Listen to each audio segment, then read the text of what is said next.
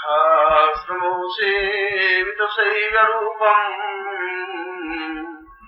दीक्षां वदेन्यमवितं भवपुण्यरूपम् आत्मं च पूर्वजप्रतां परिमेव सिन्धुम्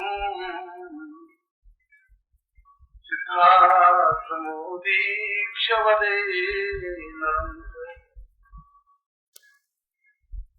मैं संसार की दुर्लभ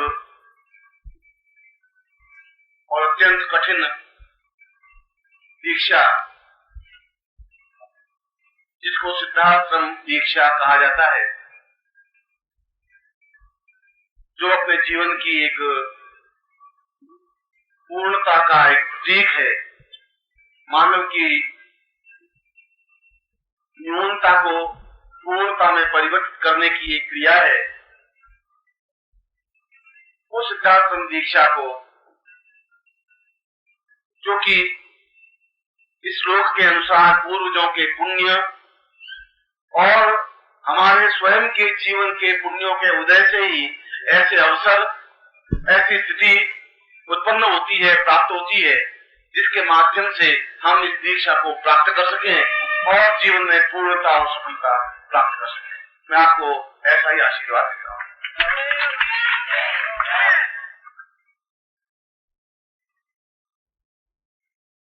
जो भी कार्य हो,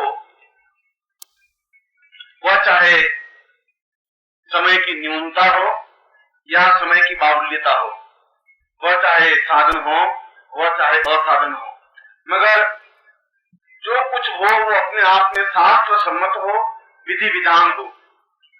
क्योंकि यदि मैं ही जीवन की अपूर्णता को आपको दूंगा, यदि मैं ही समय अभाव के कारण उस जीवन के उस उच्च कोटि की साधना को, दीक्षा को मैं आपको अधूरेपन से दूंगा, तो वह मैं अपने खुद के पथ से, अपने खुद के रास्ते से गिर जाऊंगा। ऐसा मैं जीवन में करता नहीं हूं। इसीलिए सिद्धाश्रम की ये दीक्षा आपके लिए दुर्लभ तो है और वास्तव में महत्वपूर्ण है। इस सिद्धाश्रम दीक्षा का चयन इसलिए किया, क्रिया योग, जैसा कि मैंने सुबह बताया, क्रिया योग का समापन सिद्धाश्रम में प्रवेश होता है, प्रवेश का पहला चरण है। और यह क्रिया योग का ही शिविर था। यद्यपि क्रिया योग का शिविर कम से कम 10 दिन का या 12 दिन का होना चाहिए, जिससे कि उसकी सारी स्थितियों को हम पूर्णता के साथ प्राप्त कर सकें, जी सके। फिर भी हमारे पास जो कुछ समय, जो कुछ साधन थे, उन साधनों के अनुसार मैं उनको ज्यादा से ज्यादा आपको समय देने की कोशिश कर रहा हूं। दूसरा, जन्मदिन समारोह भी था और जन्मदिन समारोह के अवसर पर भी मैं आपको कुछ ऐसी उच्च कोटि की दीक्षा देना चाहता था, जिससे कि आपके जीवन में जल्दी से जल्दी धारणा का, ध्यान का और समाधि का समागम हो सके, जीवन में चिंतन बन सके और जो कुछ आप अपने प्रयत्नों से प्राप्त नहीं कर सके, उनको भी आप प्राप्त कर सके। यही जीवन का हेतु है। शिष्य अपने आप में एक अपूर्ण सा होता है। अपूर्ण इसलिए कि उसके पास रास्ते उलझे हुए होते हैं, स्पष्ट रास्ता उसके पास नहीं होता। यह प्राप्त ज्ञान नहीं होता कि मुझे किस रास्ते पे चलना है, कहां तक चलना है। यदि मैं आपको रास्ते पर खड़ा भी कर देता हूं तो आपको ज्ञात नहीं होता कि कितना चलना है। इसीलिए उसके सामने विडंबना, एक चिंता, एक व्यामोह रहता है। गुरु के सामने स्पष्ट होता है कि यह इतनी लंबी मंजिल है, यहाँ से चला है, यहाँ इसको पार लगना है। और इसके अलावा उसकी पृष्ठभूमि, उसकी धारणा का इतना मजबूती नहीं आ पाती, जिसकी वजह से एकदम से वह धारणा को कर सके, ध्यान को कर सके और समाधि कर सके या क्रिया योग में दक्षता प्राप्त कर सके। फिर भी मैंने इन 2-3 प्रवचनों में, 4 प्रवचनों में मैंने आपको उन स्थितियों को समझाने की कोशिश की है, जिन स्थितियों के माध्यम से आप धारणा को और ध्यान को समझा सके। मैं दीक्षा के स्थिति पर आ रहा हूं। यह दीक्षा गुरु अपने शिष्य को तब देता है जब उसकी सेवा और समर्पण को अपने आप में पूर्णतः रच बच लेता है। जब एहसास कर लेता है गुरु कि अब इसकी सेवा में और समर्पण में किसी प्रकार की न्यूनता नहीं है और उसके बावजूद भी उसकी परीक्षा लेता है, उस सेवा की भी, उस समर्पण की भी। और वह एहसास कर लेता है यदि भगवान कृष्ण जैसा व्यक्तित्व भी सांदीपन के आश्रम में जंगल में लकड़ियां काट के लाते, खाना बनाते, गायें चराने जाते, और तब तक ये कार्य उन्होंने किया जब तक शिक्षा पूरी प्राप्त नहीं की, तो यह सेवा का एक रूप है। यदि वह भी पूर्ण योगीश्वर थे, कृष्ण थे, जन्म के समय भी ईश्वर के पूर्ण अंश थे, और उस समय भी जब कृष्ण पैदा हुए तब भी पूतना को मार करके उन्होंने ये सिद्ध कर दिया कि वे अपने आप में सर्वशक्तिमान, एक सामर्थ्यवान युग पुरुष हैं। उनको इस सेवा की जरूरत नहीं थी, सांदीपन के आश्रम में उनको इतना सब कुछ करने की जरूरत नहीं थी। मगर चाहे वो कृष्ण हो चाहे कोई हो, उस जगह तक पहुंचने के लिए रास्ता केवल यही है जिसको सेवा कहा जाता है, जिसको समर्पण कहा जाता है। और गुरु ने कहा कि मेरी कुटिया में तुम्हारी जरूरत लकड़ियां काट के लानी है जिससे कि भोजन बन सके, और तुम्हें खाना बनाना जिससे तुम्हें और ये बाकी जिससे खाना खा सके, और गायें चराने जाता है, मेरी गायें 2 है, उनको तुम्हें चराने जाना है, चाहे बरसात हो, चाहे सर्दी हो, चाहे गर्मी हो। और उन्होंने ऐसा किया इसलिए उन्होंने उस पूर्ण ज्ञान को प्राप्त कर सके। और जब उस साधना के उस अंतिम स्टेज पर, जब क्रिया योग के अंतिम स्टेज पर कृष्ण चल रहे थे समाधि की स्टेज में, तब उनका एक सुंदर वार्तालाप, गुरु का उनका सुंदर वार्तालाप महाभारत में आता है। और उसमें वेद व्यास ने बड़े ही सुंदर ढंग से उस वार्तालाप को स्पष्ट कर दिया है। मैं इस प्रसंग पर उस दोनों चिंतन को आपके सामने रख रहा हूं। कृष्ण कह रहे हैं, विनम्र रूपमदियं गुरुदेव तुभ्यं आपूर्य घटत्वमेव वदतं वदेम्यं ऋतं च पात्रमदितं अमिते गुरुत्वं प्रियत्वं मदेव सरितं सासिद्धास्त्रम्। मैं आपके सानिध्य में बैठ करके उन सारे तंत्र मंत्र, योग, दर्शन, मीमांसा, राजनीति और शिक्षा को प्राप्त किया है। आपने मुझे कुंडली जागरण की क्रिया दी, आपने मुझे क्रिया योग की दीक्षा दी, आपने मुझे क्रिया योग सिखाया, आपने मुझे धारणा, ध्यान और समाधि की स्टेज पर पहुंचाया। फिर भी मैं रिक्तता अनुभव कर रहा हूं। ऐसा लग रहा है कि मेरा सारा शरीर पात्र तो बना हुआ है पर खाली है। इस खाली पात्र में आप कुछ ऐसा प्रदान कर सके जिससे कि मैं अपने आप में पूर्णता प्राप्त कर सकूं।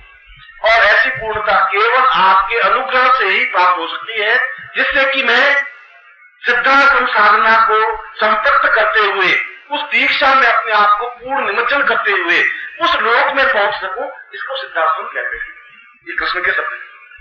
और उनके सारे शिक्षा के उपरांत यह चिंतन है, यह इच्छा है। और गुरु कह रहे हैं, वापिस सांदीपन जवाब दे रहे हैं, मम पुत्र रूपम शिष्यम वदेयम आत्मस्वरूपम श्री कृष्ण रूपम सिद्धात्मा दिव्य मदेव तुर्यम आशीर्वदेव वरतम सादीक्षणोपि।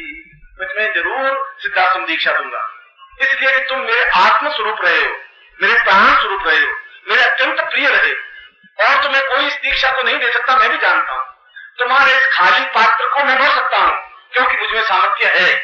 और मैं जब खाली पात्र को भरूंगा तब तुम जरूर पूर्णता प्राप्त कर सकोगे।